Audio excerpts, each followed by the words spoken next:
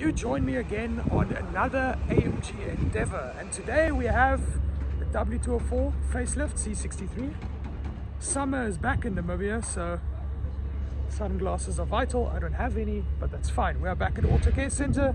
They are going to give this car detail, and I will give you a few pointers what to look out for when purchasing one of these. So what we have here is according to the data card, Obsidian Black MOPF, which is Modellpflege, which means facelift, C63. It's got the M156 engine. It's a black on black car. It's got about 85,000 Ks on it, and it's generally in an okay condition. It's not perfect, however, it is 10 years old. It's a 2012 model. You won't expect it to be perfect. We'll run through what's wrong with it and so on. Closer to the halfway point of this video, I'll insert a timestamp, and in the meantime, we are going to see if we can sort out this here. So it has this effect here on the seat, and we want to see if we can't get that sorted out.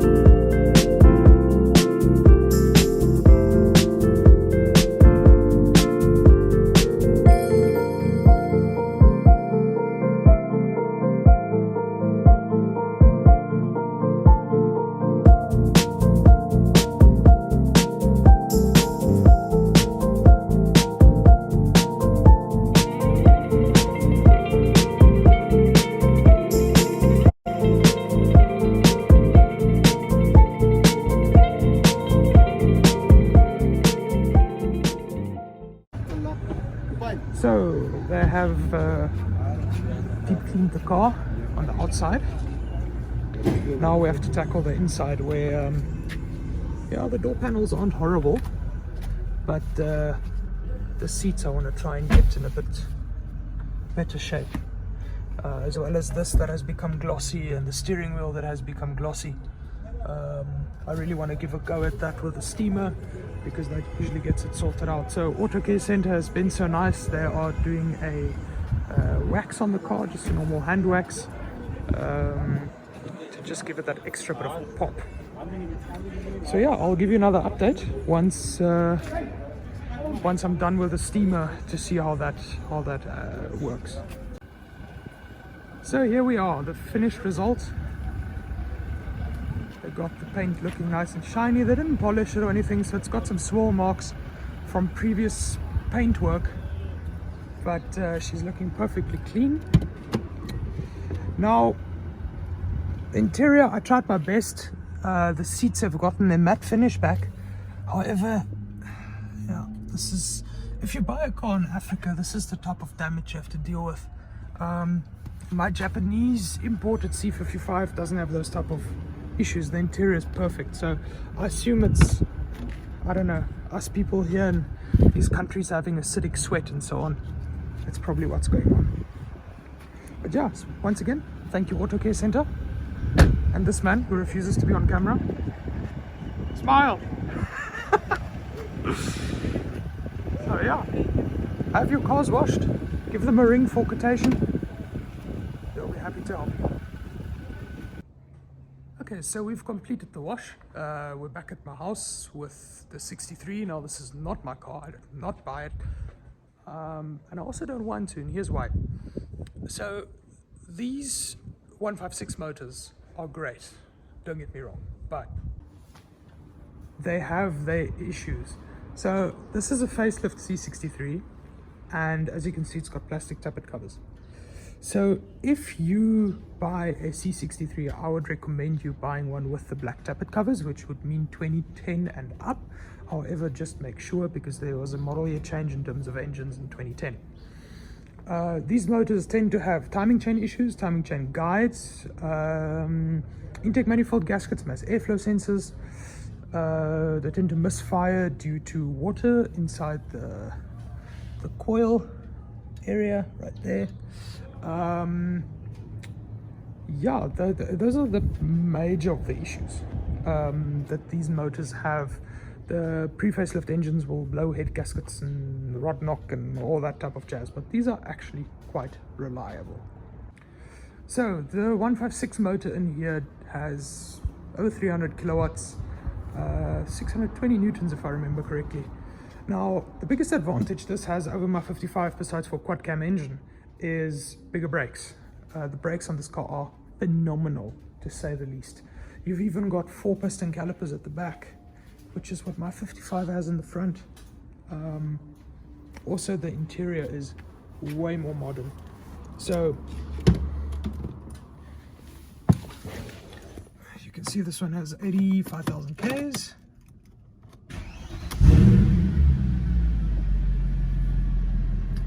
So you actually have in this car a reverse camera as well as Bluetooth. You've got dual zone climate control, and you've got all the basic jazz. However, this car, as I showed earlier, has this. Now I tried to fix it with a steamer. Of course it didn't work, it was a stupid idea, but it's got that. Also, you've got different drive modes, which, yeah, the 55 has that as well. However, I've got 4 here where I've got 3 in that car.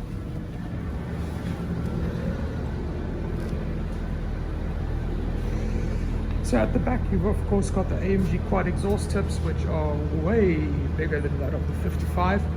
And this car is completely stock, it's unmodified. I'll get a sound clip of it shortly. However, I'm sure you've heard hundreds of 63s and compilations and so on. So a few topics I want to address. You'll say, well, if all of this is so much better, Karl-Heinz, why did you not buy a C63? Why did you buy a C55? I've actually got a quirk here. So I haven't latched the bonnet in properly, and now when I pull away, it's a C-Class Classic. It's not even an AMG, come on! See there, that's a classic. That's probably a C180. So, to continue the drive, one of the things I personally dislike about this car, and what future owners should be aware of if you're shopping for one, is these buttons. They wear down, there's not much you can do about it. It's type of just part of life. Also the steering wheel tends to get quite chewed up. I mean, this car's mileage isn't very high. I mean, it's got 85,000 kilometers, which is, I mean, 200 miles probably. So let's talk about the big thing that Jeremy Clarkson always said was the biggest drawback of a C63, which is the gearbox. Apparently a rattle. Either way, the gearbox is actually damn good. I have a difficult time faulting the gearbox. However, they do have their issues, and I'm going to demonstrate that now. Let me turn off here. So I'm going to come drive, and I'm going to take a stop right here. Let's say we're stopping at a traffic light, and now of course it doesn't want to do it. So let me just change through the modes.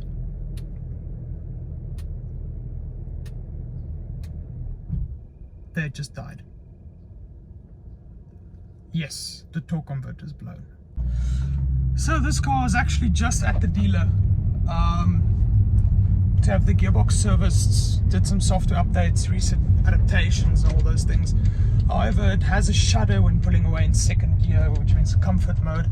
And yeah, when you switch from sport to comfort, or you stand at a stop street or a traffic light, sometimes it will just randomly die on you.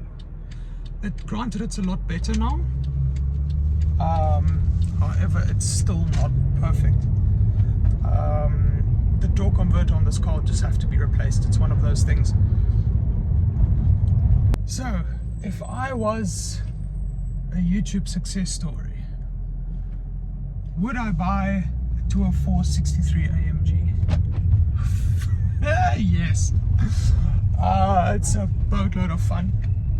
I would look for the one with performance package, because it's got a bit extra kilowatt, bit extra spice, and who would ever say no to having some more power? Nobody ever says no to more power.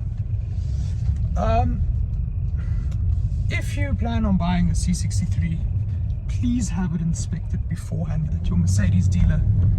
You might say yeah, but let me tell you what, these cars are becoming 10 years old, especially the facelifts. 2007 models are way older. The bushes are going to start tearing. You know, it's no longer a new car, and you can't expect a new car. So the thrust on bushes, the sway bar link ends, lower control on bushes, shock mounts, all those things will need to be looked after when you purchase one of these cars, and you should budget to have it changed. Even if it is fine, just replace it. There's no point in driving with what was once the pinnacle of performance in the saloon segment that has a Rackley suspension. You know, there's no point in that. So, long story short, if the engine is fine, which you can easily determine by having the owner or whoever has the car at the moment cold start the vehicle. If it rattles or makes any weird noise in any way, walk away from it, because those timing chain guides are going to fail. You're going to run into worn cam sprockets and those types of things, which is just going to cost you a boatload of money. Drive the car until it's properly warm. Push it through to 200 k's an hour plus once. Make sure that the gearbox is fine. Yeah, this gearbox is starting to act up again. Make sure the gearbox is fine. Check the brakes. Those are the type of obvious things. But especially with the motor, you want to, on cold start, listen for a rattling noise or a metallic kind of noise that would indicate a stretched timing chain of sorts.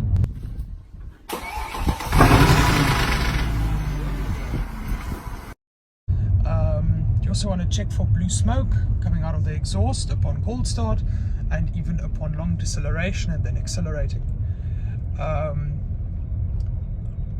But yeah, besides for those things, these are actually bloody good cars. They are really good cars. So I have a 55. I'm very happy about that. They're a bit cheaper to maintain, the M113 engine than the M156. I can't afford to maintain this car yet. I also can't afford to put fuel in it in the current economical crisis, because this thing is at 23.2 liters on 100, which Aussie calculation or American calculation in here, I assume an Aussie calculation would be like this. Okay, and you bunch probably want to have a sound demonstration as well, so I put it into sport handling mode. Gearbox is in Sport Plus. I'm going to open up some gap and floor it.